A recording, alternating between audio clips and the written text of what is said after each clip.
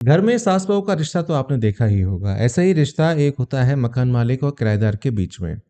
ऐसे में उनके बीच में एक एग्रीमेंट कराया जाता है जिसे हम प्यार से रेंट एग्रीमेंट करते हैं और हिंदी में किरायानामा भी कहते हैं। ये बहुत इम्पोर्टेंट है इसको समझना कि क्यों इसको बनाया जाए, जिससे आप आने वाली समस्याओं से यहाँ पर बरी हो जाएँ। तो मैं हूँ अभिषेक, आप देख रहे हैं मनी मैटर्स यूट्यूब चैनल। इस वीडियो को अंत तक देख लीजिएगा क्योंकि ये वीडियो बहुत ही ज़बरदस्त है और आपको सही जानकारी देने वाली है। जैसे मैंने बताया कि एक सास-बहू का रिश्ता होता है मकान मालिक और किराएदार के बीच में, इनमें खटपट होनी लाज़मी है।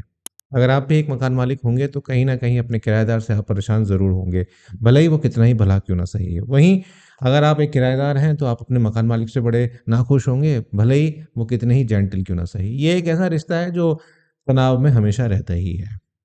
किराएदार को हमेशा ये दिक्कत रहती है कि मेरा मकान कब होगा और मकान मालिक को ये रहती है कि ये मकान कब खाली करेगा।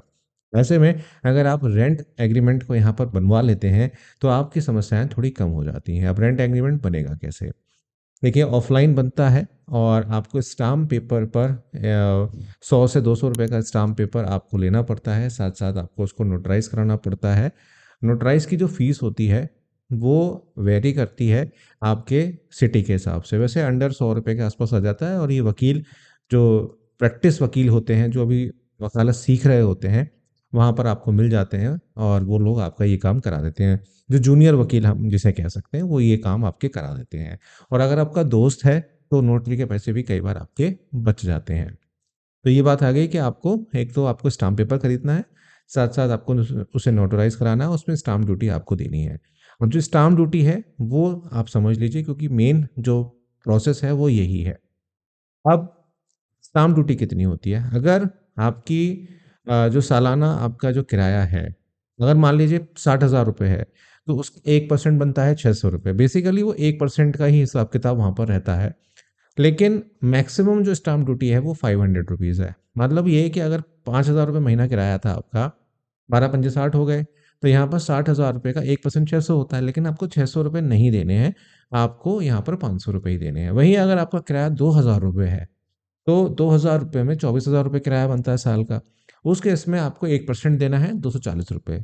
मतलब ये है कि ₹10,000 किराया अगर है, 1,20,000 बनते हैं, तो ₹1,200 1% बन जाता है उसका। लेकिन आपको उसमें ₹500 ही यहाँ पर देने हैं। मैक्सिमम जो स्टाम्प ड्यूटी है वो ₹500 ही यहाँ पर जाती है।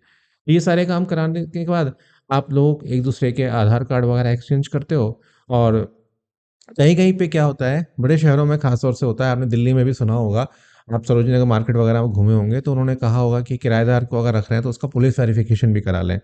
तो उस केस में रेंट एग्रीमेंट में वो पुलिस वेरिफ़िकेशन वाली बात भी आप डाल देते हैं और पुलिस वेरिफ़िकेशन भी करा लेते हैं, जिससे आप पक्के हो जाते हैं कि आपका जो किराएदार है, उसके ऊपर कोई क्रिमिनल रिकॉर्ड यहाँ पर नहीं है। बात आती है कि रेंट एग्रीमेंट के अंदर बातें क्या लिखी जाती हैं। हालाँकि इसका एक छोटा-सा परफ़ॉर्मा मैं आपको यहाँ पर दे दूँगा, आपको लिंक मिल जाएगा डिस्क्रिप्शन बॉक्स में और टेलीग्राम पे आप जाके उसको डाउनलोड भी कर सकते हैं। लेकिन उसको कोई फाइनल मत मानिएगा, उसमें आप अपनी मॉडिफ़िकेशंस वहाँ पे ऐड कर सकते हैं। तो किराएनामे में आप लिखते क्या हो? वही लिखते हो कि टाइम से आओगे, टाइम से जाओगे, गाना तेज़ नहीं बजाओगे, लड़कियाँ नहीं लेकर आओगे, अगर बैचलर के केस में हो और लड़ाई झगड़ा नहीं करोगे और कितने लोग रहोगे, कितने समय के लिए किराए पर ले रहे हो और दीवारें गंदी नहीं करोगे और टाइम पे हमें किराया दोगे, हम ऑफ़लाइन मोड में लेंगे, ऑनलाइन मोड में नहीं लेंगे। ये सारी चीज़ें जो बेसिक चीज़ें होती हैं, वो आपको यहाँ पर अपने किराएनामे में लिखनी होती हैं। मैंने मेंशन कर दिया, आपने देख लिया होगा पीडीएफ एक साइड में मैंने इमेज लगा दी है, वो आप देख रहे होंगे कि इस तरह के का पूरा जो किरायानामा होता है, वो आपको देखने को मिलता है।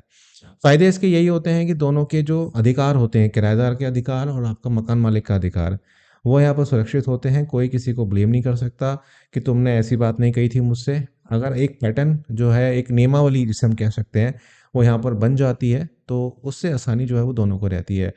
कितना एडवांस ले रहे हो, आपने जब छोड़ा तो आपको वो एडवांस मिला वापस या नहीं मिला, ये सारी चीज़ें जो होती हैं वो उसके अंदर मेंशन होती हैं। तो ये बहुत इम्पोर्टेंट है और सबको बनवाना चाहिए और इसका फिर रिन्यूअल भी होता है, तो वो आप रिन्यूअल करा सकते हो। वो सेम प्रोसेस होती है, उसमें कोई प्रॉब्लम वाली बात नहीं होती। तो ये बेसिकली बड़े शहरों में तो था ही पहले से, अब ये छोटे शहरों में भी आ गया है और आप भी बनवाइए, इससे आपको फ़ायदा ज़रूर होगा। उम्मीद करता हूँ ये वीडियो आपकी हेल्प करेगी। आगे शेयर ज़रूर करिएगा। मिलता हूँ आपसे एक नई वीडियो में।